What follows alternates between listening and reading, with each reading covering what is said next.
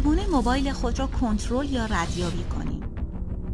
شما با داشتن حساب کاربری گوگل میتونید به راحتی موبایل خودتون رو ردیابی کنید. در پنجره گوگل جمله Where is my phone رو جستجو کنید. بعد روی عبارت Find your phone کلیک کنید. اگه تا این مرحله به جیمیل خود لاگین نشده بودید، اینجا گوگل از شما میخواد که لاگین شید. در قسمت Select a phone or tablet شما باید مدل تلفن یا تبلت مورد نظرتون رو انتخاب کنید.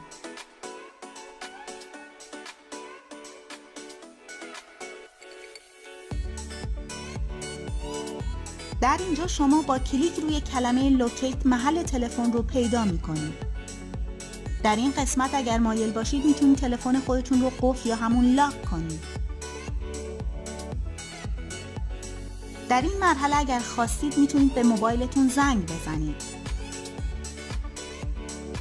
اینجا میتونید با ساین اوت کردن جیمیل مانع از دسترسی به اکانت خودتون بشید. در این قسمت به شما این توصیه میشه که سیم کارت خودتون رو از طریق شرکت پشتیبان بسوزونید.